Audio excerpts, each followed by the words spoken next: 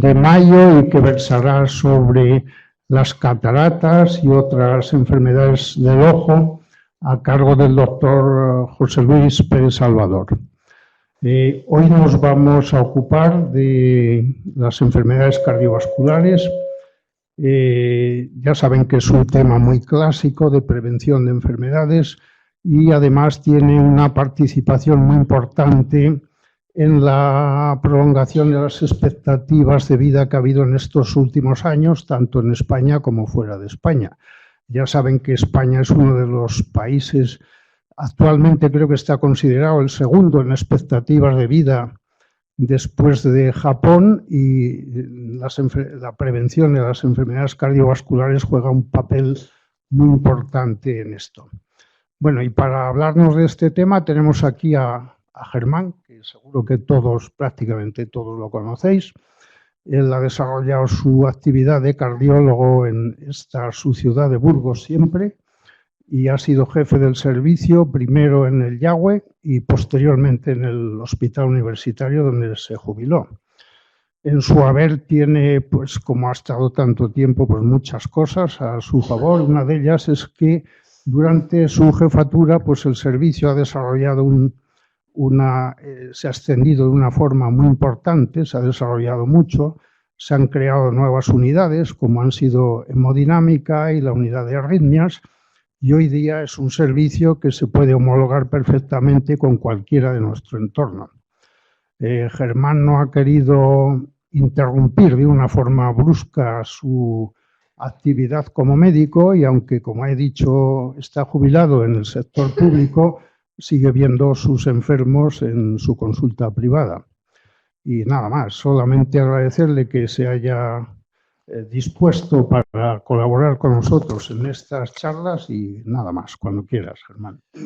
Bueno, primero, dar las gracias al colegio por darme la oportunidad de estar aquí con todos ustedes, ¿no? Dar las gracias a Pepe Villoria porque él no lo ha dicho, pero probablemente y aquí le conoce también todo el mundo, ¿no? Y yo le tengo un grandísimo afecto porque ha sido un extraordinario profesional, magnífico profesional, que le quiere toda la gente todavía que la ha tratado, y yo me he sentido muy orgulloso en trabajar con él. Voy a empezar esto pues de una forma relativamente sencilla, ¿no? Porque vamos a hablar de algo que se entiende fácil, que nos han hablado mil veces, pero que probablemente hacemos poco caso, ¿no?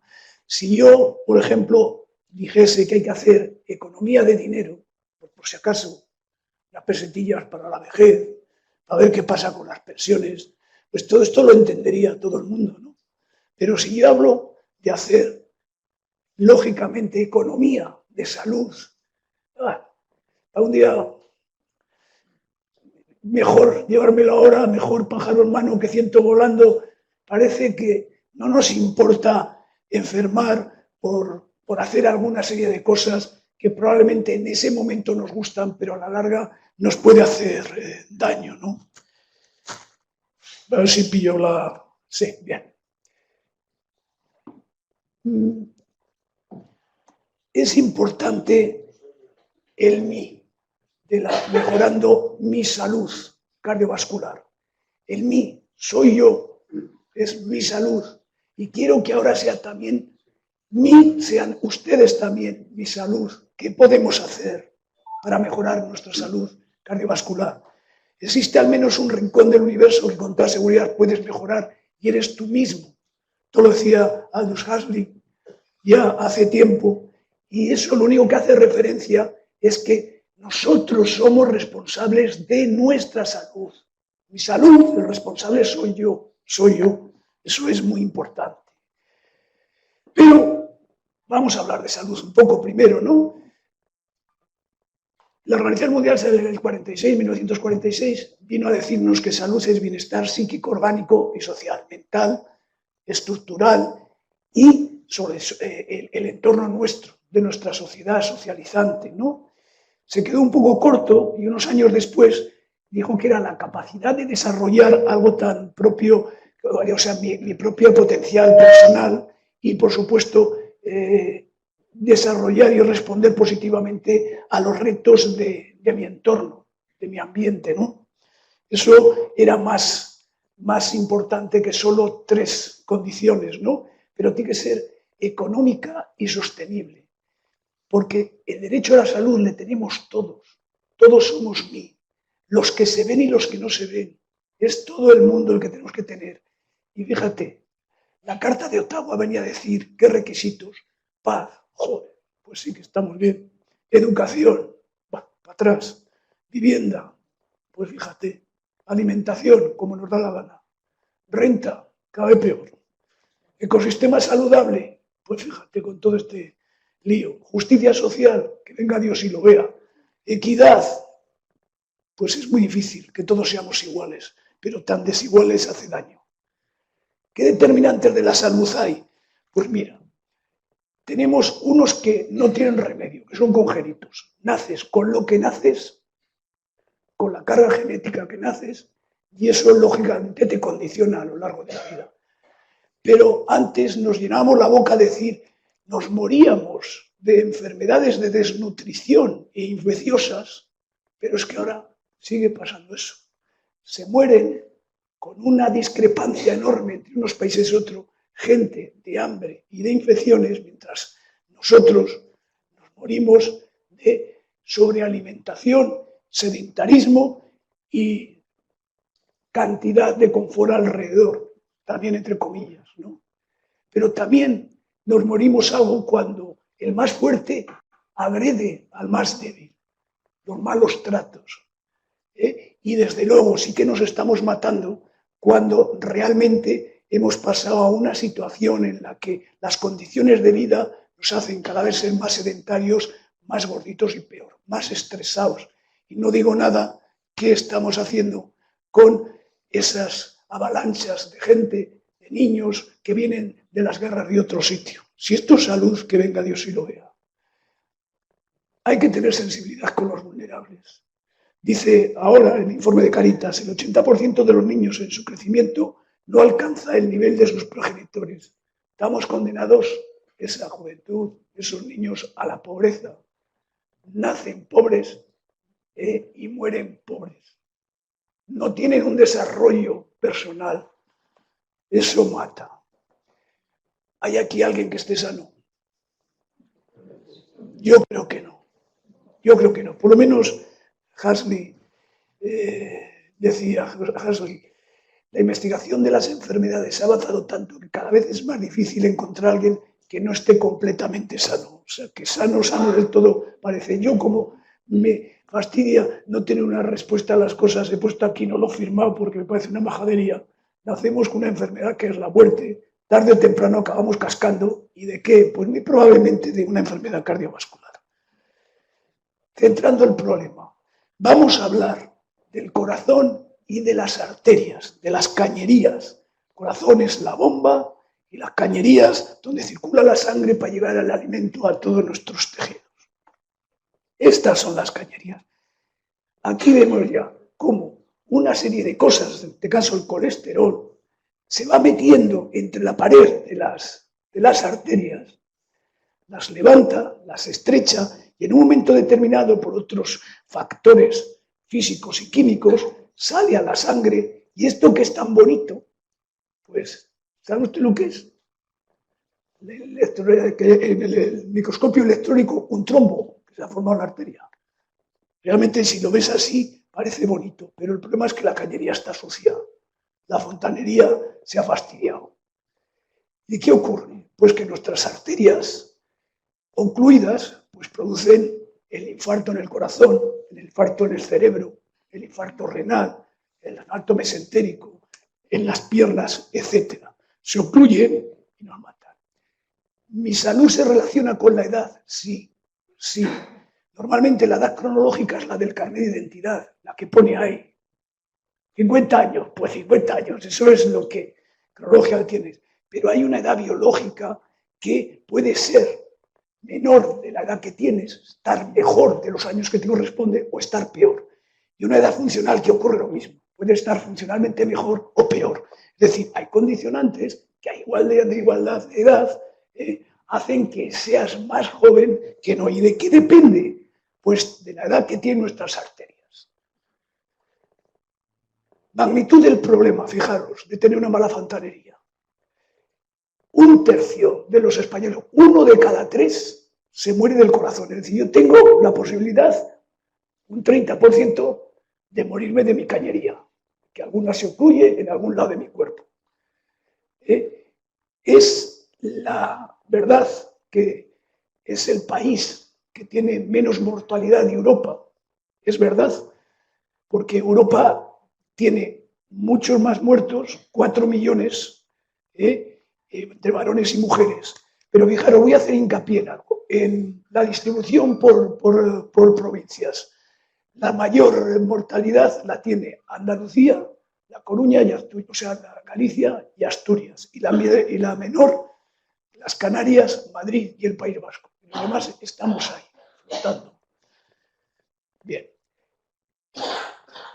La mujer, curiosamente, en España tiene más mortalidad que el varón desde el punto de vista cardiovascular. Es fácil entenderlo, porque vive más años.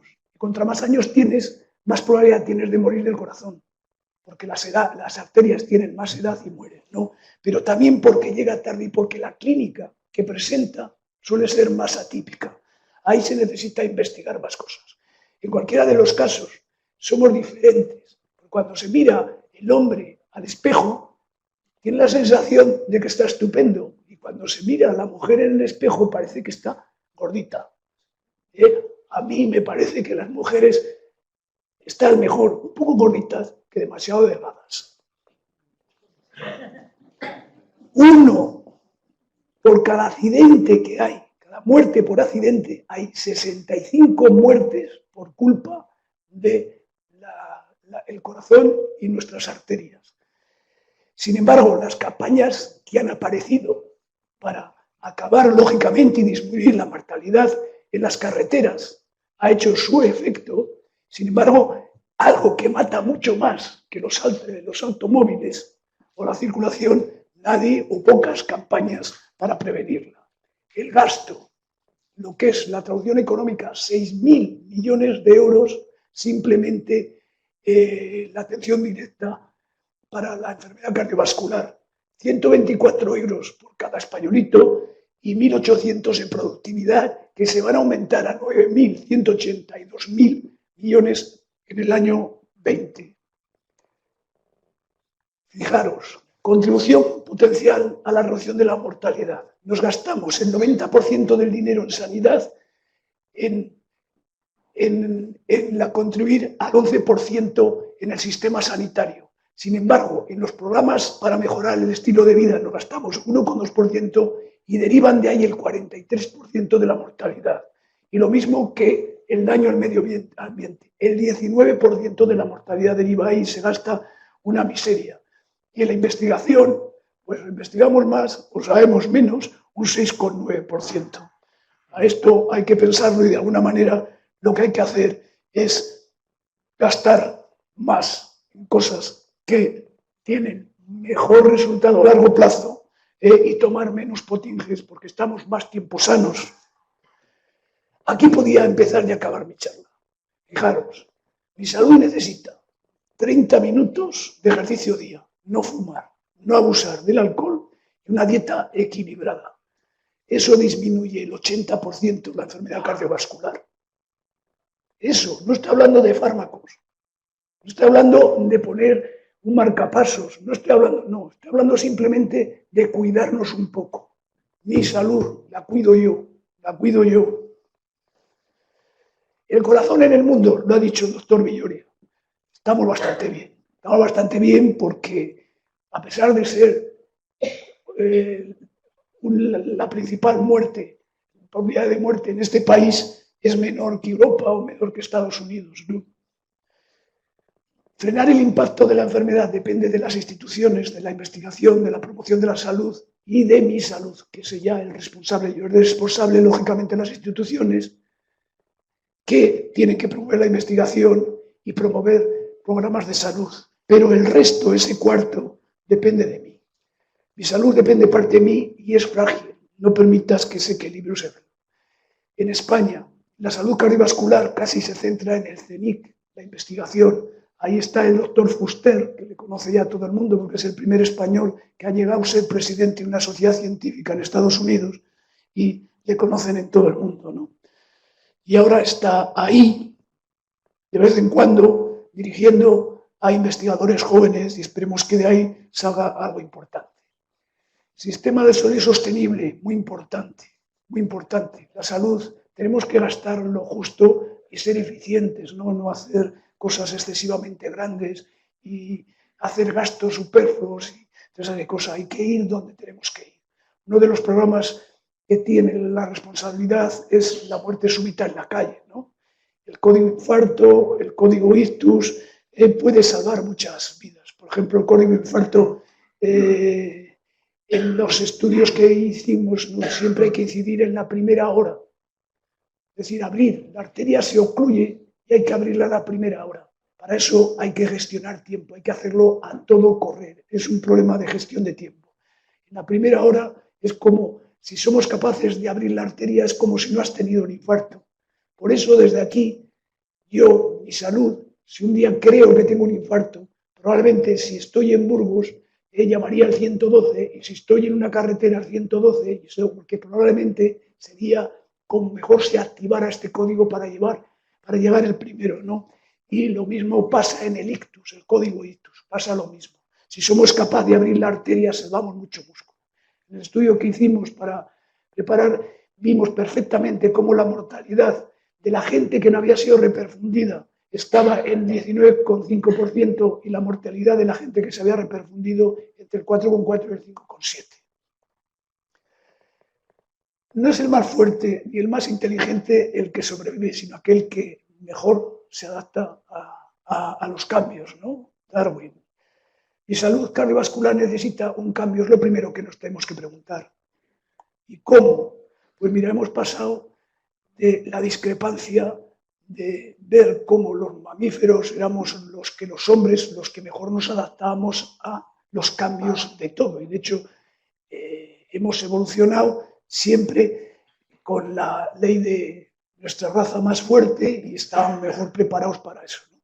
Pero fíjate, en los últimos 70 años hemos cambiado porque hemos adaptado esa vida moderna y al final lo que hemos hecho ha sido engordar con una serie de factores multiplicadores de riesgo que cada vez lo tienen más gente y con enfermedades cardiovasculares, ¿no? Amenazas que no estamos preparados biológicamente y que probablemente nos tendremos que ir preparando, porque si no sobrevivirán otra vez los más fuertes a estas enfermedades y lógicamente saldrá una selección de raza más fuerte a determinadas agresiones. Fijaros, ¿por qué pongo esto aquí? Porque somos un país de gorditos, y empezamos por los niños, y los gorditos tienen problemas, sí, tenemos un problema. Mis cañerías están obstruyéndose silenciosamente desde los primeros años de mi vida. ¿Y sabemos eso que es verdad? Pues sí, es verdad. Fijaros, el estudio de Helsinki. Chavales que nacían prematuros y que estaban en la incubadora, como luego se empeñaban en engordarlos probablemente demasiado porque les parecían que eran un poco birrias, en vez de dejar que la naturaleza les hiciera más fuertes, pues se vio claramente que había más muertes al cabo del tiempo por cardiopatía isquémica.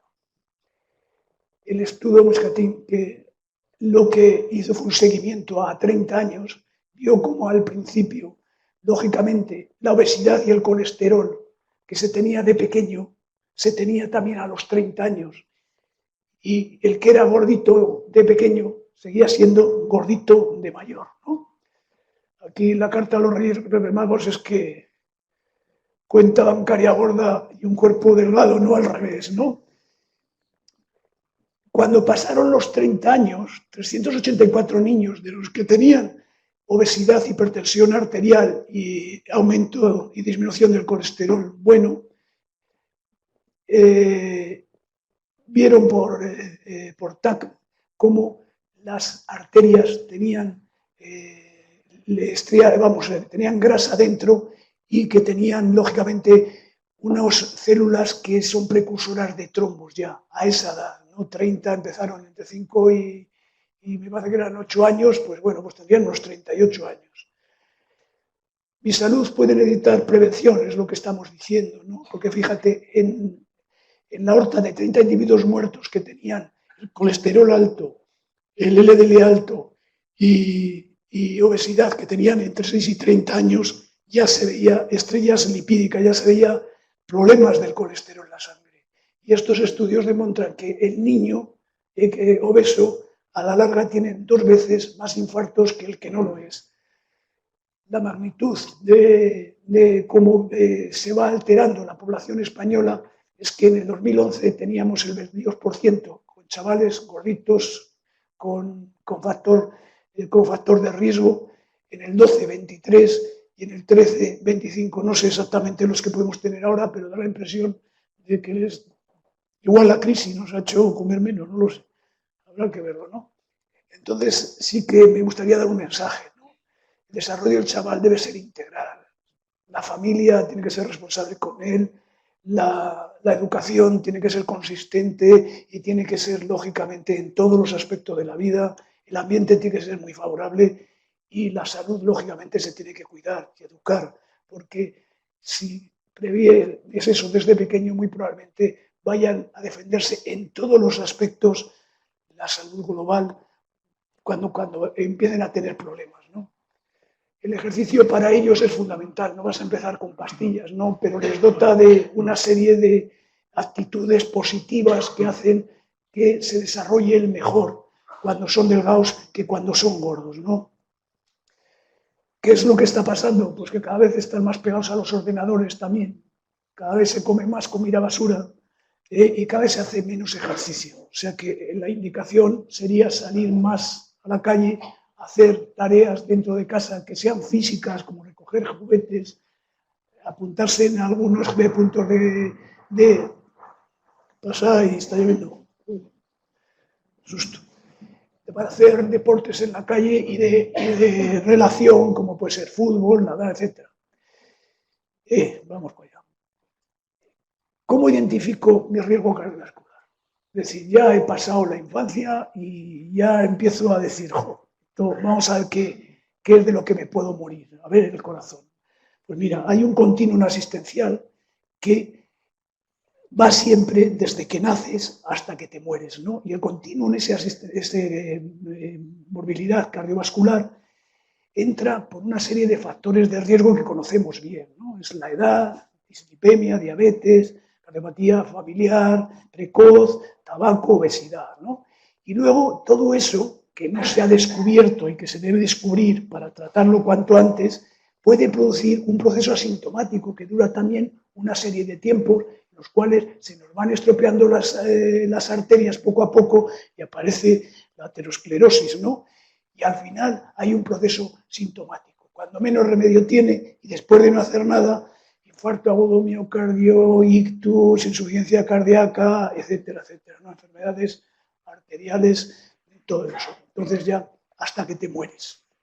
El ideal de todo esto sería que si hacemos una prevención primaria en la población general, lo que va a ocurrir es que vamos a alargar ese tiempo que no son sintomáticos y vamos a entrar en un proceso también que es con factores de riesgo subyacentes de lesiones del órgano, pero que no han creado clínica, más corto y una enfermedad más corta.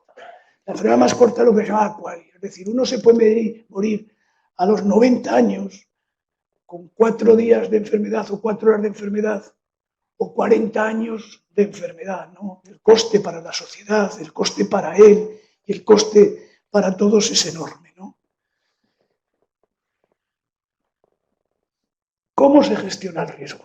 Pues bueno, primero identificar los factores. Hay una serie de factores que no son identificables, ¿no? Como es el tener años, no son modificables, perdón, tener años, ser hombre, a pesar de que la mujer se muere más por la cantidad de isquemia, como el hombre se muere mucho más pronto, acorta mucho más la vida, y luego, lógicamente, la genética y el estar ya malito del corazón. Eso ya es un riesgo que es poco modificable porque el daño ya está hecho. Hay una serie de factores que sí lo son, lo que son químicos como es el colesterol y la diabetes, otros que son mecánicos o físicos, como la obesidad y la hipertensión arterial, y otros con el tabaco y el sedentarismo. Esto es todo lo que conocemos y estamos repitiendo siempre, sí.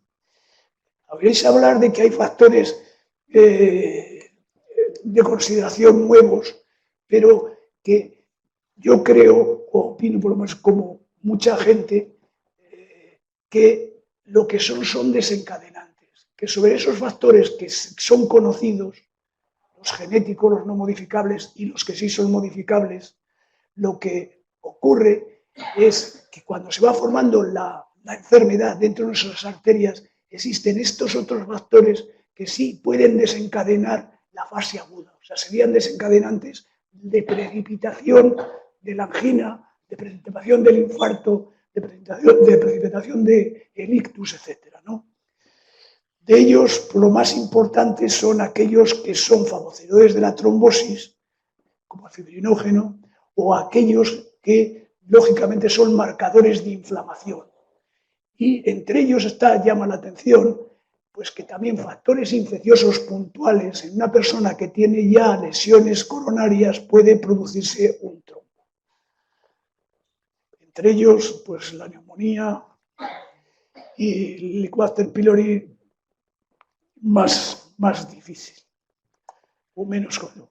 Estimar el riesgo. ¿Cómo lo hacemos? Pues sabemos desde Framingham ya hace mucho tiempo que contra más factores acumules, presión arterial, colesterol bueno, diabetes, tabaco, hipertrofia del corazón, en el electro, más posibilidad tienes de morirte. O sea, puedes pasar de 4 veces, que ya está bien, de 4% que ya está bien, al 40%. Los factores de riesgo, pues lo sabemos todos, colesterol, hipertensión, diabetes, peso, tabaco. Esta es nuestra zona de riesgo, ¿no? Es decir, de alguna manera el foco hay que ponerle en esos factores de riesgo, porque contra más tengas, pues más fácil es que te dé un patatús en el corazón o en la cabeza o en cualquier otra de las arterias. ¿Cómo se puede cuantificar? Pues mira, es un riesgo epidemiológico, estudios epidemiológicos. Las mediciones, pues miras el riesgo absoluto, riesgo relativo, riesgo atribuible al factor y el riesgo atribuible a la población donde está el individuo que quieres valorar. Es decir, lo que valoras es la probabilidad de tener un evento coronario cardiovascular. En qué tiempo lo tienes y en qué población concreta. Si es primaria y también si es secundaria tiene otro tratamiento. Si es primaria, hay unas tablas que hace que, por ejemplo, ya que habíamos la edad de nuestras arterias, pues se podría calcular, porque si una persona de 40 años, aquí tenéis la edad en el centro, en la parte de la izquierda tenéis la presión arterial, abajo tenéis el colesterol, arriba fumadores, no fumadores, mujeres y hombres. Pues aquí tienes un hombre de 40 años que fuma y un hombre de 60 que no fuma. La diferencia de edad es que el de 40 que fuma tiene la edad biológica del que no fuma, o sea, está allí ya con 20 años de toque arterial. Si yo fumo, si yo tengo 60 años, yo digo en mí, pero tengo más. Si mi presión tiene 160, es histórica, y si tiene colesterol, entro en una situación de riesgo entre 5 y 9, que es esta rojita de aquí, entre 5 y 9. ¿Qué significa eso? Pues significa que tengo el score de digo entre 5%, mayor 5%, es un factor muy alto de riesgo cardiovascular de tener un episodio cardíaco. ¿Y qué otras enfermedades no necesito esas tablas de semáforo, de colores, de colorinchis? Pues la diabetes de tipo 2. La diabetes de tipo 2, con tenerla, ya tienes factor de riesgo, de alto riesgo. Ya es una persona que tiene que tratarse con más intensidad. El riñón, cuando tienes insuficiencia renal, pasa lo mismo. Cuando no funciona bien el riñón, el riesgo es máximo. Y las tablas que ya las hemos comentado. Vamos a ver, ahora que estamos, hace el 7 de abril, que fue hace nada, el Día Mundial de la Diabetes. La diabetes es una enfermedad también que entra dentro, la de tipo 2, cardiovascular, metabólica. Yo, por ejemplo, me voy a poner aquí. Este test es el finlandés, vale para todo el mundo. Tengo más de 60 años. ¿Es usted un hombre? Por supuesto. ¿Soy mujer? No. ¿Tiene familiares que tengan diabetes? No. ¿Algún ha dicho un profesional de la salud que tiene la presión alta? No. ¿Realiza un tipo de actividad física? Sí, no. ¿Cuál es mi peso? Pues le tengo con peso lo que mido, 74 kilos. Puntuación 4, me libro por 1. Si tengo 5, tendría un riesgo. Si es verdad que es un riesgo, en mi caso concreto, relacionado con mi edad. Por ser mayor, contra mayor eres, más riesgo tienes.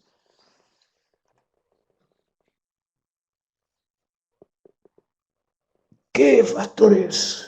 Cuando decimos de alto riesgo, ¿qué estamos diciendo? Pues que haya unas personas que hay que tratarlas, con más intensidad que otras, y otras que no hay que tratarlas, ¿no? En el caso del colesterol, si tengo un muy alto riesgo, tengo que llevarle hasta unas cifras. Siempre hablamos del LDL, el colesterol malo, para llegar a esa conclusión. Menos de 70, hay que bajarlo. Es muy difícil, pero esos lógicamente solo se pueden bajar con dieta, fármacos, actividades, etcétera, etcétera, ¿no? Riesgo alto, debe estar por debajo de 100. Riesgo moderado, 115. Y las personas normales, pues el objetivo sería el LDL que estuviera lo más próximo a 130 y probablemente daríamos un margencito hasta los 160. Medir anualmente, porque cambian, lógicamente, nuestras condiciones cambian y lógicamente hay que tenerlo claro, ¿no? Solo tomar decisiones en cuanto al colesterol si el LDL está elevado. Hemos dado mucha importancia al HDL, pero ahora parece que somos un poco más dirigiendo las cosas al LDL. Evitar los alimentos con contenido en grasa facilitan la síntesis de colesterol, como los embutidos no ibéricos, etc. Evitar alimentos. Sin embargo, como esto lo maneja el señor Fuster, los que está haciendo un estudio sobre la grasa que tienen los cerdos, por eso excluye los embutidos ibéricos, porque parece que tiene una grasa en el hígado que protege contra la salud cardiovascular. De alguna manera sería buena, esto no lo tengo yo todavía muy claro hasta que lo vean mis ojos, pero ahí está. Pero lo que sí que sé es que lo del ibérico, el sabor, no tiene que tener nada con el otro. O sea que yo estoy seguro que esa diferencia de satisfacción tiene que bajar el colesterol a la fuerza. Y luego, bajo, no hay objetivo. ¿Qué es lo que pasa con el colesterol? Pues que tiene un colesterol malo, le llamamos el LDL, que deposita el colesterol en las arterias. Y luego tiene que venir la criada, que es el HDL, a coger la carretilla y llevar ese colesterol para eliminarlo a través del hígado, que en las personas que tienen hiperemia raramente se puede hacer, ¿no? Hay que inhibir la síntesis del colesterol en el hígado e impedir la absorción en el intestino, ¿no? Siempre el LDL, por lo que hablamos, no porque es el malo y porque es difícil controlar con el otro. Y cuando esa discrepancia existe, pues es más fácil que tengamos un infarto. La hipertensión arterial, la llamo la asesina silenciosa, ¿no? Es una enfermedad producida por el aumento de la sangre. Es como si la bomba de la bici fuese el motor, el corazón, la bomba que impulsa sobre la rueda que es la arteria, y la rueda ejerce una gran resistencia excesiva, que eso que es la presión arterial, y el corazón tiene que hacer una fuerza enorme y mandar con muchísima fuerza la sangre por la cañería, lo que va haciendo que todo el sistema cardiovascular se descuajaringue, se dilate, se arrugue, se lesione, salga el colesterol de las arterias, haga eso. ¿Cuál es el principal problema del corazón? Pues la fibrilación auricular, que genera arritmias, y los ictus, que es más importante en las mujeres, en la mortalidad. Pero también se hace más gordo el colesterol, también se estropean los riñones y también se nos estropean. ¿Qué tensiones hay que tener? Bueno, pues vamos siendo más permisivos. Porque yo llegué a la conclusión de que ya íbamos a llegar a un momento y íbamos a tener que tener entre 10 y 11 de tensión, pero vamos, he vuelto a la normalidad. Es decir, en Europa, un europeo tiene que tener la tensión arterial menos de 140 en Noberto en general. Cuando tenga 80 años, la podríamos decir que tenga 150-90. Y siempre que podamos proteger en las personas mayores las tensiones mínimas, porque es un problema de fluidos. Porque si tiene la cañería una obstruida y otra que funciona bien, la sangre se va a ir por la que funcione bien y va a robar la sangre de la que está obstruida y puede producir problemas cerebrales. El tabaquito. Bueno, puedes ir donde el doctor Filiu, aquí un sofrólogo, a ver si te deja de fumar, pero la respuesta suele ser a cualquier cosa que se le pregunte, yo negro, o sea, yo fumo negro, o sea, es que es muy difícil que dejen de fumar. Y aquí el cardenal Tarancón pues subió fumando al cielo, ahí le tienes y le dejarán fumar, se ve. En cualquiera de los casos, 0 a 24 horas no tabaco, no tabaco. 2 cigarrillos multiplica por 100 la adhesión del colesterol a las arterias, por 100, y mata. Fijar una fecha para dejar de fumar. Cuando uno está tranquilo, no cuando ya tienes todos los problemas, cuando estás mejor, si es posible de vacaciones, relajado, tranquilo, sin nada que te moleste. Eso también se puede hacer de una reducción progresiva, pero tiene que ser una persona muy constante. Yo creo que se sufre más poco a poco que de golpe. Porque el golpe ya se te pasa y ya está. Pero el otro es más duro, ¿no? Y pensar que el tabaco tiene entre 3.500 y 5.000 sustancias que nos hacen daño a la salud, no solo al sistema cardiovascular. Hay un montón de cánceres, hay un montón de patología que es directamente relacionada con todas esas sustancias ajenas a lo que es la planta del tabaco y que se meten para crearnos adicción y seguir fumando. Simplemente por ir contra aquellas personas con pocos escrúpulos habría que dejar de fumar. Y por no molestar a los de al lado, dejar de fumar. O sea, me parece muy bien la campaña contra el tabaco que se ha hecho y me parece muy bien que nos conciencien. ¿A qué he hecho yo esto? Pues por ver. Beneficio de dejar de fumar. Pues disminuye la frecuencia cardíaca a los 20 minutos. Es decir, entre cigarro y cigarro se pasa 20 minutos. Cuando fumas sube la frecuencia cardíaca y cuando bajas a las 12 horas. El monóxido de carbono, valores normales. A los 3 meses disminuye el riesgo cardiovascular y mejora la función respiratoria. Riesgo cardiovascular a mitad que un fumador al año. A los 5 años, riesgo de ictus se iguala a la persona que no ha fumado. O sea que a los 5 años puede decir, yo me puedo morir por un ictus, pero no por culpa del tabaco. A los 10 años, la tasa de cáncer de pulmón disminuye a la mitad. La posibilidad de la mitad. Es decir, disminuye la mitad de las personas que fuman. Y a los 15 años, como si no ha pasado nada. Estás liberado de la carga y del S. Obesidad. Hay una obesidad que es tipo manzana, que es la del hombre, y uno tipo pera. A nosotros se nos pone la barriga así para adelante y a las mujeres les salen unas cartucheritas por aquí, que a veces a ellas no les gusta, pero que les dan cierta cosita. Entonces, ¿qué diferencia hay en esto? También la mujer acaba aportando grasa al abdominal. Y es que el exceso de grasa visceral dentro de nuestras vísceras lo que va a hacer es alterar la tensión arterial, aumentar el colesterol, disminuir las HDL y los triglicéridos, las grasas, y aumentar unas sustancias que son inflamatorias y que hacen que se oxide el colesterol y se hagan con más facilidad trombos, ¿no? Y que producen resistencia a la insulina. Y aquí viene otro problema, ¿no? Esta es la grasa, la que está dentro, no la que está en esta parte, que es la que no les gusta a las mujeres, esta que nos va saliendo por aquí, sino la que está dentro, pegada al hígado, al riñón, a la vesícula, al colon, etcétera, ¿no?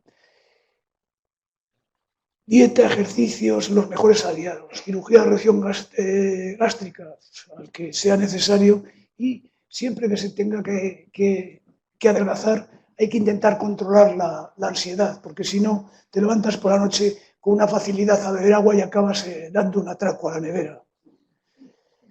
¿Qué cintura hay que tener? Eso se mide. Es decir, si una persona, varón, tiene 94 centímetros de cintura, no tiene grasa abdominal, entre comillas, y 80 las mujeres. Se considera que el riesgo es normal. Un riesgo alto sería 94, 102 en el varón y 80, 88 en las mujeres, y 102 y 88 en un riesgo muy alto. Es decir, tenemos un termómetro en forma de metro de la costura que nos podemos medir justito entre el hueso este que tenemos aquí y donde terminan nuestras costillas a mitad pasando por el ombligo, y si tenemos 94, 80, tranquilos, que igual pasa algo, pero lo lógico es que no.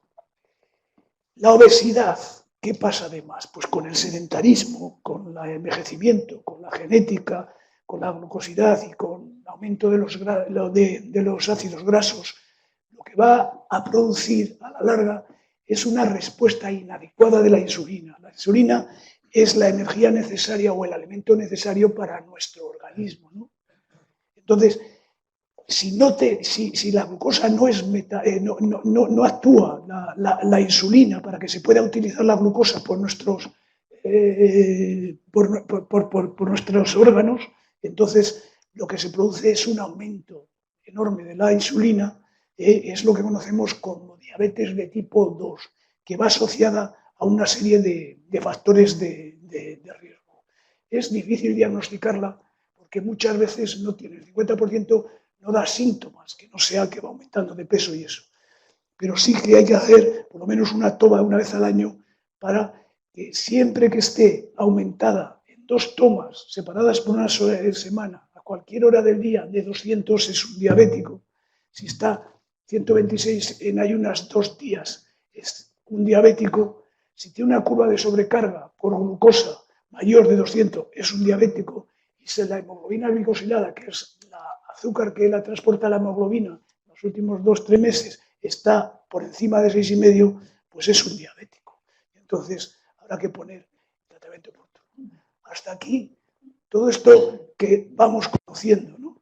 Pero yo creo que hay algo más. Hay algo más. En la salud cardiovascular hay algo que es cultural, que entra dentro de lo que es la comida, el ocio, la siesta y la tertulia. Es algo que nos socializa, que nos hace relacionarnos mejor los unos con los otros, y eso nos produce buen rollo. Yo, que me aburría siempre cuando no tenía que hacer nada, ahora ya no me aburro cuando no tengo que hacer nada, al revés, me siento en paz, pero antes parece que tenía que estar haciendo algo. Hice una encuesta entre una serie de pacientes que iban ingresando sucesivamente en el hospital, pensando que me iban a decir todos, les preguntaban que qué creía a ellos que les había producido un infarto. Y yo pensaba, me dicen el colesterol, me dicen la hipertensión, me dicen la diabetes. No, pues me dijeron el estrés, que llevaba una temporada muy estresados, que estaban fumando más de lo normal, las cosas no iban bien en el trabajo, que habían engordado porque hacía ejercicio y había dejado. Y bueno, y si les dirigías más, pues decían, bueno, el colesterol, bueno, soy un poco hipertenso. Y sí me han dicho que soy diabético, ¿no? Entonces, el estrés, ¿qué es lo que pasa? Pues el estrés, con cierta frecuencia, tiene 2 tipos, ¿no? Decía Emmanuel Rosenberg, que lo dijo en eso. Es una conducta de tipo A, una persona que está todo el día de aquí para allá, siempre preocupado, y dice aquí a las 10 al notario, a las 11 un cliente, a las 12 al taller, y a la 1 un infarto. O sea, todo programado, todo antes de ayer, una premura de tiempo. Un hombre que lógicamente no piensa para trabajar, pero no piensa para vivir, que es muy importante, para disfrutar, porque a mí así se rinde más en el trabajo, ¿no? Y lo comparó pues con el hombre ese que nos da por saco a todos, en el sentido enteramente falto de actividad física o mental y carente de ambición, de espíritu y compatible. Los americanos, como son, les habían dicho que eran más o menos empleados municipales o de una funeraria. Ya creo que no es las cosas así tanto, pero quiero decir que sí es ese personaje. Eso.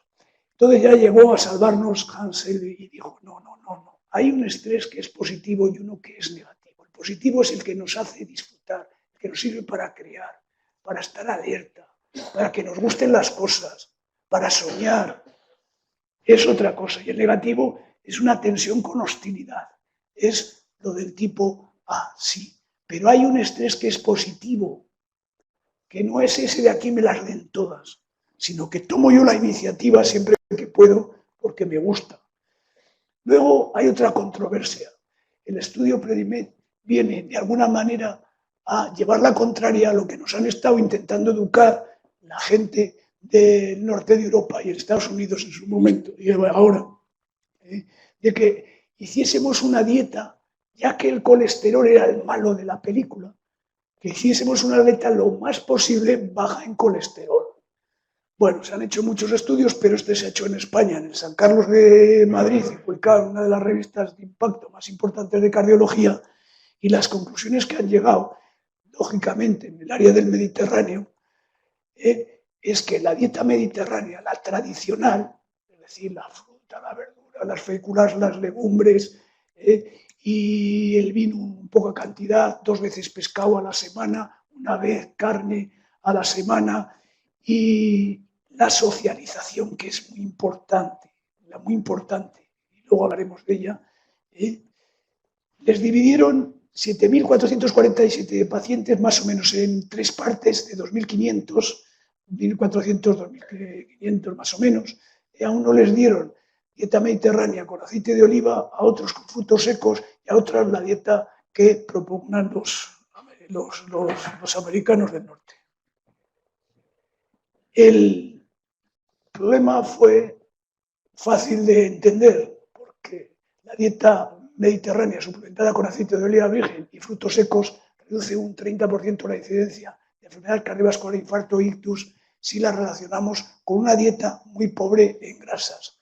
O sea que nosotros comemos grasas que se metabolizan mucho mejor, como son los oleicos, etcétera, que tienen comidas que tienen otras propiedades antioxidantes y antiinflamatorias, que son las que provocan la fase aguda, de tal manera que un español con los mismos niveles de colesterol que un noruego, el noruego se muere antes del corazón que el español, porque nosotros tenemos factores protectores contra esa enfermedad.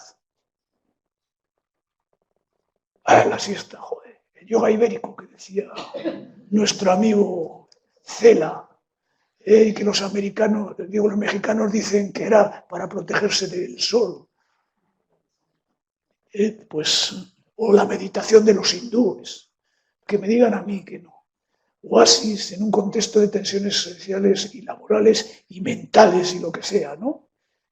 Conducta natural que libera endorfinas. Las endorfinas son la morfina natural, esa que se forma en nuestro cerebro y que nos hace ser felices, que no hay que oponerse a ser felices. Y una tregua con la vida activa. Paro de trabajar, como, me echo una pequeña siesta, 20 minutos, y me levanto. Y soy feliz. Y vuelvo a empezar. Y además es fácil. Pues fíjate, se puede dormir, mira el Papa Francisco. Ha dormido, como le ves, en un momento que pudo, o haciendo meditación, que diría los hindúes, ¿no? Y esto es un invento español. Esto es para dormir y en el trabajo, y eso, que la llaman la almohada avestruz. Entonces, en cualquier sitio te la calzas, te tapa la visión de esto.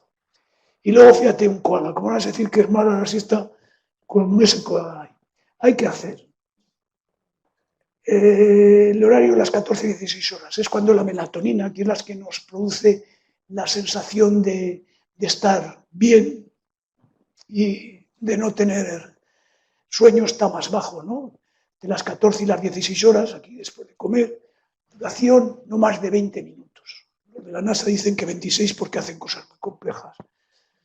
Y hay que tener cuidado, no sobrepasarse de ese horario porque si no te deja un mal cuerpo. Eso nos ha pasado a todos ese sábado que no tienes nada que hacer, que te quitan los zapatos y te pones a ver la televisión. Y de repente, a las 6 de la tarde, abres un ojo y dices, me duele todo, joder, qué desastre, ¿no? ¿Para qué me haber echado la siesta con las cosas que tengo que hacer? Importancia del ejercicio. Es un factor de riesgo que es una pena, ¿no? Porque el ejercicio con 30 minutos, 5 días a la semana, ya estaríamos bastante activos. Se puede hacer más, ¿no? Pero hay mayor autoestima, libera también endorfinas, mejor sensación, por tanto, de bienestar. Nos ayuda, el que hace ejercicio muchas veces aprende a competir, a saber tolerar, a saber lo que es correcto y lo que es incorrecto, o sea, son muchas cosas, ¿no? Y socialmente el que sale a pasear, es muy raro que no se encuentre con gente y que se socialice, que hable, que cambie interacciones. Pues ¿qué zapatillas llevas tú? Pues unas Nike, ya te has vuelto de las marcas tú. Las mías son de Cañamares, el ese tal, ¿no? Que no para el callo y tal, pues estas cosas, ¿no? Cultura del área mediterránea. Esto es todo, no. Yo creo que la dieta, todo esto tiene mucha importancia, pero una forma de vivir y de ser es muy importante, ¿no? Por ejemplo, en el Mediterráneo, la isla de Creta, la cultura mediterránea, de alguna manera buscan que hay que saborear los ritmos y los ciclos de la vida y su cultura. Es decir, trabajo y descanso. Trabajo sí, pero descanso. Soledad, que también es muy importante para pensar, para introvertirnos, para tener un momento para nosotros, para tener intimidad. Y socialización, compañerismo. Rutina y juergas con su gente, ¿por qué no? Y vejez, disfrutar del atardecer. Y, aunque sano, el hombre mediterráneo muchas veces con su cultura ha estado preparado para morir. Ahora lo dudo y lo dudo mucho. Zorba el griego, Nikos Kazantzi, conoció a Giorgio, que era como se llama real, el griego Zorba, de la película aquella tan antigua, que de los de aquí las conocemos todos, el famoso Sirtakia, aquel que iba más o menos, perdón, tengo la ronquera, de dos personajes controvertidos, un ingeniero y el amigo Zora, que lógicamente habían hecho una empresa que intentabas que funcionara y acaba fracasando, ¿no? Entonces, de alguna manera, ellos, después de ese fracaso, el ingeniero se deprime y el otro dice, ¿por qué te preocupas si no ha pasado nada? Si puede volver a empezar, si yo sigo siendo amigo tuyo. Y le pregunta, dice, se da la vuelta y dice, ¿quieres bailar? Y el otro lo piensa y dice, sí. Y entonces es cuando ese Sirtaki que acaba la película y que de alguna manera lo que dice, no ha pasado nada, no te tienes que preocupar ni porque se hunda un negocio, ni porque se hundan las cosas, es una filosofía, ¿no? Y decía el Kazantzi ese que cuando escribió el guión en 1917, fue cuando le conoció, dice, por Zorba, decía, un maravilloso bebedor, comilón, trabajador, mujeriego y vagabundo, el alma más grande, el cuerpo más firme, el grito más libre que he conocido en toda mi vida. Para vivir lejos de los hombres, para no necesitar de ellos y todavía amarlos, para tener estrellas en el cielo, la tierra a la izquierda y el mar a la derecha, y para darse cuenta de repente de que tu corazón, la vida, ha logrado su último milagro, se ha convertido en un cuento de hadas. Ojalá nuestras vidas se convirtieran en un momento de hadas. Yo creo que estamos muy lejos también. De todas formas, yo voy a acabar aquí simplemente. Hay factores externos resistentes a los medicamentos y a las dietas. Precisamente el tener otro estilo de vida es poder combatirlos. La envidia versus el colesterol, no sé quién hace más daño. La ambición versus la tensión arterial alta, no sé quién hace más daño. El culto a la mediocridad, que lo estamos viendo a raudales ahora, no sé si hace más daño que la diabetes. La pérdida de valores, que también es otro problema que tenemos, no sé si es más grave que el estrés. El odio no sé si es más grave que la tolerancia al tabaco. Y la irritabilidad, no sé si es más grave que la obesidad. Yo creo que he terminado. Si tiene alguna pregunta.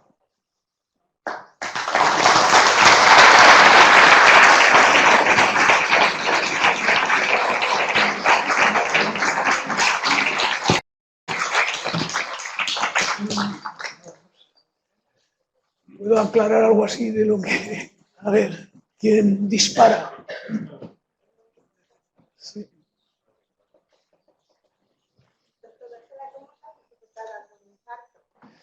Pues en las mujeres es más complejo, ya que lo preguntas tú, porque la presentación típica de un infarto es un dolor que dura más de 20 minutos, que en ocasiones aparece en el centro del tórax, que te oprime, que te aprieta, que se puede ir a una de las extremidades por la parte interior, pero a la verdad, y en las mujeres más, puede ser un dolor desde la barbilla hasta el ombligo. O sea, que por la clínica muchas veces quizá el dato más importante sea esa sensación que uno tiene cuando le da un infarto de gravedad. Es un dolor que más que intenso es grave, es decir, a mí me está pasando algo. Puede acompañarse de mareo, puede acompañarse de sudoración, pero sobre todo de decir, esto no es normal, no es normal. Lo que pasa es que la reacción de las personas suele ser doble. Aquellos de que se asustan tanto que dice, va, yo voy a esperar un rato a ver si se me pasa. Grave error. Por lo que os contaba antes, si realmente somos capaces de acudir a un sistema sanitario en la primera hora, la posibilidad de tener luego una vida bastante normal es mayor que si esperas 4 o 5 horas en casa. Yo quería preguntarle, por favor, ¿por qué se producen los ictus? Los ictus es un daño que se produce en las arterias del cerebro. La causa principal es la presión elevada. La hipertensión arterial es la primera causa de ictus, pero también la fibrilación auricular, que es una arritmia que se produce en el corazón, que hace que las aurículas, en vez de contraerse rítmicamente, tiemblen, eso se llama fibrilación, se estanque la sangre, como cuando la metes la sangre en un vaso que no se mueve, y ahí se forme un trombo, el 90% en una orejuela que tiene la aurícula izquierda, y en su contracción pueda mandar ese trombo a la cabeza, que tiene más predilección, porque las cañerías son más directas, que se vaya a la cabeza que a otra parte, pero se puede ir a la cabeza, a las arterias mesentéricas, a la aorta hacia las piernas, o sea, en cualquier sitio donde una arteria puede ser, a la oftálmica y quedarse ciego. Depende del tamaño del trombo, depende en qué cañería. Es como si se ocluye un colector de la casa o se ocluye un grifo de la casa. La gravedad está en la relación que existe entre el riesgo que da a un servicio concreto. Eso.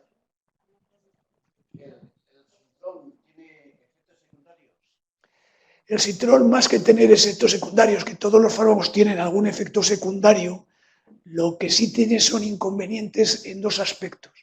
Y es que como es una antivitamina K, los alimentos verdes que sintetizan clorofila son capaces de inhibir, porque contienen vitamina K, la acción del Sintrón, y a veces es difícil controlarlo. Y luego interfieren muchas veces, o bastantes veces, con fármacos de uso habitual, como pueden ser los antibióticos, la absorción intestinal de determinados fármacos, muchas cosas, ¿no? Entonces, ha salvado muchísimas vidas, ¿no? Ahora sí es verdad que la investigación nos ha puesto encima de la mesa otros que tienen, lógicamente, menos experimentados, pero que salvan esos problemas. Pero el Sintrol ha salvado muchísimas vidas. Ha producido algunas muertes, pero ha salvado muchas vidas. ¿El Sintrón y el Adiro es compatible? En algunos casos sí. No solo compatible, sino obligatorio. En el sentido de que hay gente que le da un ictus, ya que hemos hablado de un ictus, y tomando el Sintrón a dosis normales. Entonces necesita otras cosas para que no le den, ¿no? Y algunas veces una revascularización, porque una cosa es prevenir la trombosis y otra cosa es prevenir la agregación plaquetaria. En un sistema donde parece que estén alteradas las dos cosas, podían tener, pues, por ejemplo, una persona que tiene una fibrilación auricular y que se le ha puesto un stent y que necesita, lógicamente, en ese vaso pequeñito de la arteria coronaria, con esa prótesis necesita un antiagregante y un anticoagulante. Una persona que sufre de EPOC es más proclive a tener una enfermedad cardiovascular que una persona normal. Algo más sí, por una razón muy sencilla, porque son vecinos el corazón y el pulmón. Entonces, el pulmón al no funcionar suele aumentar la presión pulmonar y eso repercute en el corazón derecho y hace que se dilate más el corazón derecho y se dilate más, o sea, la aurícula y el ventrículo derecho, ¿no? Retrógradamente por la presión que se va adquiriendo en la arteria pulmonar. Eso hace que se dilate el corazón y la sangre se vaya acumulando en la pleura, en el hígado, en la tripa y en las piernas. Se comete una insuficiencia cardíaca de predominio derecho. Un aneurisma, ¿por qué se produce? ¿Y se puede prevenir? Un aneurisma, ¿por dónde está? Aquí. Ah, sí, perdón. Sí se puede prevenir. Control de tensión arterial, control de factores de riesgo, por supuesto que sí, sí. Y el problema fundamental, la causa mayor de los aneurismas, depende en qué lado esté. Por ejemplo, si es abdominal, probablemente son siempre de la presión arterial, ¿no? Si es en la aorta ascendente, puede ser anomalías de la aorta ascendente que están relacionadas con ciertas patologías, o algunas de ellas valvulares, como la aorta bivalva, o el síndrome de Marfan, o alteraciones del conjuntivo de esa arteria, infecciones, como ya no se ven, como era la sífilis, etc. Hola, buenas tardes. Le quería hacer una pregunta. Si tomar Adiro con frecuencia es perjudicable para la salud. El problema es por qué lo tomas. Si lo tomas porque sí, sí, porque pueden hacer hemorragias, pero si lo tomas para prevenir un riesgo mayor y el beneficio de tomarlo es mayor que el riesgo de no tomarlo, pues no. O sea, que si le tomas, o sea, por ejemplo, a la semana, 3 o así, porque Pues, tú quieres, es malo. Vamos a ver, si lo tomas porque tú quieres... Por algo, no, por ejemplo... Yo es que no soy partidario de dar ningún fármaco que no sea necesario. Que no sea necesario. Lo tomo para la sangre con 3 veces a la semana, pues bueno, pues no es la fórmula. Es mejor tomar, como hacen los americanos, 75 miligramos o como hacemos aquí 100 miligramos todos los días, en vez de 50 o 500 3 veces a la semana. Vale. Gracias. Sin nada, sí, pero bien, sí. Hay gente que lo toma simplemente por prevenir el riesgo. Mi abuela lo tomaba siempre y cuando se lo quitaron la dio un ictus. O sea que... La pobre mujer. Se iba a trabajar y... Buenas tardes. ¿Una persona que tenga la tensión baja es garantía de no infartos? Tiene más... traumatiza menos las arterias que alguien que no tiene la tensión... Que tiene la tensión... o sea, que tiene la tensión alta. Es decir, que el tener una presión elevada sobre las arterias es un traumatismo continuo sobre ellas que las va dilatando y las va estropeando, ¿no?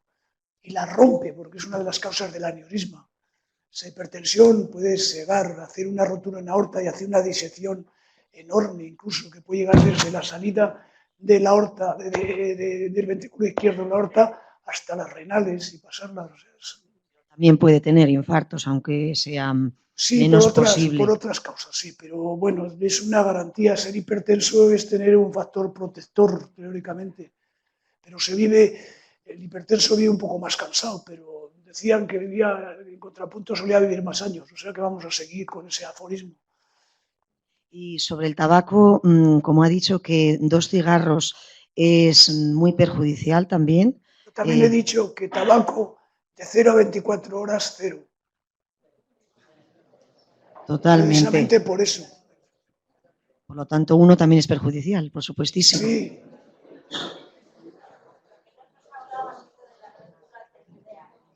De la glándula tiroidea.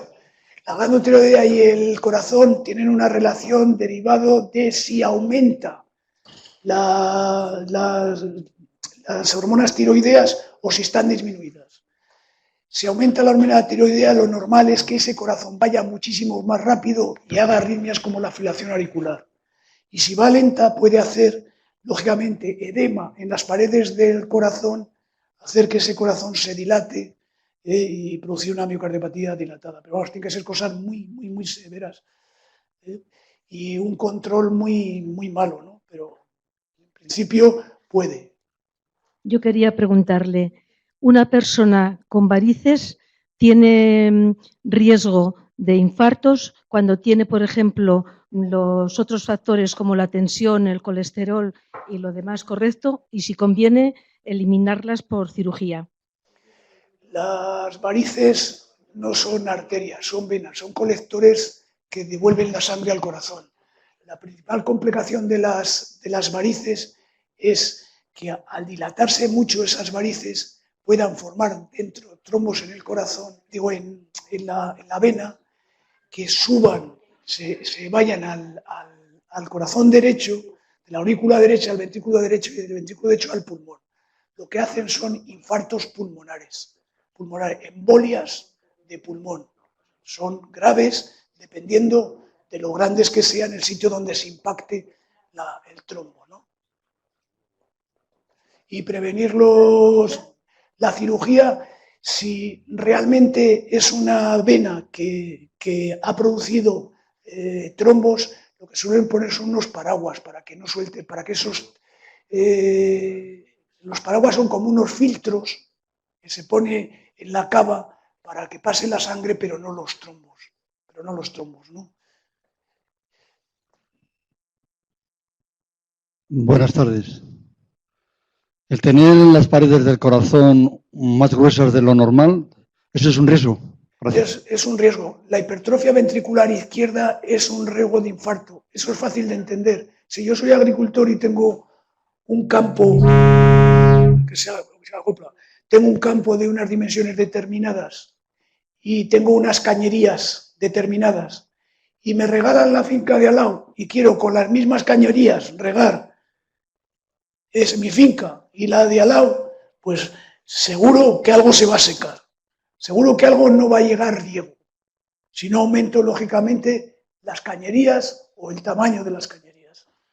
A más músculo, igual número de cañerías, menos riego. Y además se produce un remodelado que encima además invita a la larga a hacer lo que se conoce como una insuficiencia cardíaca diastólica. Es decir, el corazón es una máquina que tiene unas propiedades que se entienden fácil, que son, tiene músculo para contraerse, pero es necesario que se relaje y de una forma muy, muy precisa. Es decir, si yo tengo un corazón rígido, no puedo tensar el arco, porque el corazón necesita hacer muy poco esfuerzo, porque es un músculo igual que el de mi mano y que se contrae alrededor de 100.000 veces al día. Entonces eso se cansaría, se agotaría. Para que eso no ocurra tiene que tener un llenado absolutamente pasivo, sin gasto de nada casi. Entonces llega a la aurícula se contrae un poco, el corazón ya se ha vaciado, se relaja y esa succión y la presión de llenado hace que la presión que hace la sangre en las aurículas llena el ventrículo y si es elástico se distiende. Y entonces es como una flecha. Se distiende pasivamente sin ningún esfuerzo y se tensan las paredes. Y luego suelta la pared, ¡bum! Y sale la sangre, porque simplemente es como si ha soltado una goma.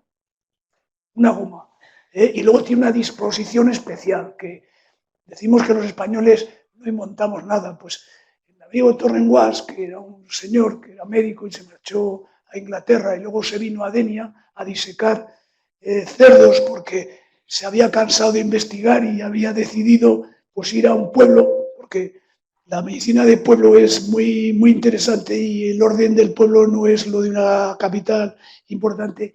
Y empezó a disecar cerdos y se dio cuenta que la estructura del corazón era como un 8 arquitectónicamente. Y entonces eso ha llegado a una teoría que es real. ¿Por qué el corazón no se cansa? Es lo mismo que la teoría de la fregona, que también es de otro español. No voy a decir que lo inventamos. Si yo cojo una fregona y me empeño en estrujarla todo lo que puedo, la primera vez que la estrujo prácticamente no hago fuerza y sale el 60% del agua. Si la quiero dejar seca, entonces me desgañito allí, ¿no? Y el corazón pasa lo mismo. Tiene una distribución que hace que no se contrae exactamente así, se ve así. y se vacía el 60%. No hace más esfuerzo en vaciarse más. Y eso hace que, lógicamente, ese corazón trabaje menos. Es cierto que todo lo que es bueno para el corazón es bueno para el cerebro, como por ejemplo el ejercicio físico. Claro, genera endorfinas. Lo que pasa es que estoy más que de acuerdo que es bueno para el cerebro y depende cómo se haga para el corazón. Porque se conoce el corazón de atleta. El corazón de atleta es algo que está bien. Es decir, el corazón se adapta a los esfuerzos, aumentando el tamaño del músculo y a veces dilatando un poco la cavidad. ¿Eso qué es lo que hace? Que al ser el cubo más grande puede ir más despacio para vaciar la sangre en las arterias, ¿no? El problema es que cuando pasa de determinado grosor el ventrículo, entonces empiezan las proteínas a estropearse y eso que era beneficioso acaba siendo problemático. Es decir, si aumenta la masa de un ventrículo metro cuadrado más de 100 gramos, ahí empezamos a tener un problema. Por eso que el ejercicio es bueno para el corazón dentro de un orden y controlado. Sin embargo, hagas el ejercicio que hagas, siempre el cerebro se beneficia porque va a estar mejor y la persona va a tener una sensación de bienestar mucho mejor. Hay una... Sí. Castellón, dos han caído, dos. En Beovia, en la ESA, atletas, uno de 45 años y el otro de 58, y cayeron fulminados. Porque el maratón realmente no es para personas humanas. Eso es una barbaridad. Filipo de Alejandría se murió comunicando, de ahí viene el maratón, comunicando a los atenienses que habían ganado la guerra, ¿no? O sea que era evidente, y eso me tenía que ir emocionado porque habían ganado la guerra. Hay unas estadísticas hechas en las cuales se ve perfectamente que la mortalidad del que no hace deporte, no hace ejercicio, es la más alta. El beneficio mayor se obtiene en deportistas de moderado esfuerzo.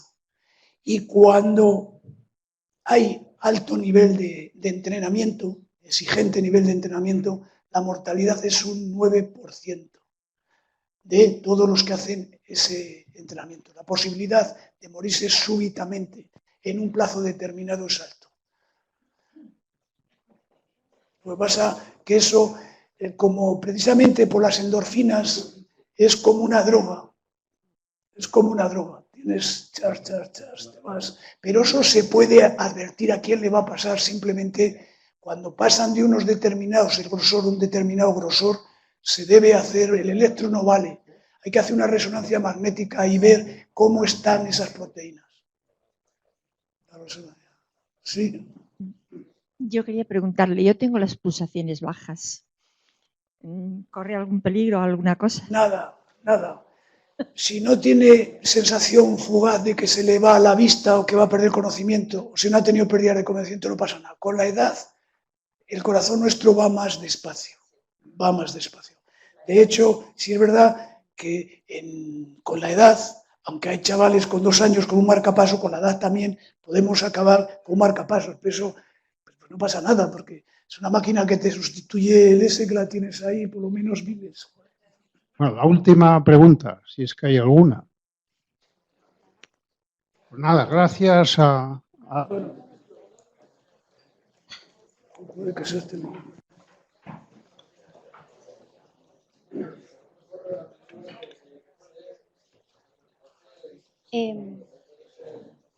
¿Qué pasa? Vale.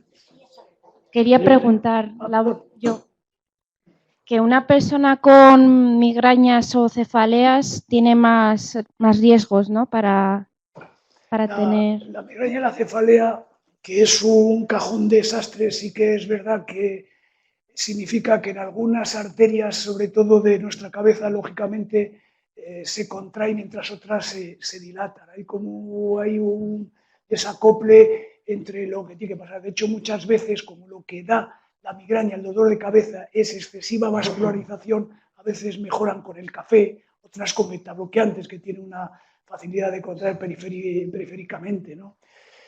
Eso significa que hay una alteración de la regulación la vasodilatación y la contracción de las arterias. Pero yo no he visto, no he leído nada especial de que mate más. Lo que sí que vives es mucho peor. Bueno, pues muchas gracias al doctor Pérez.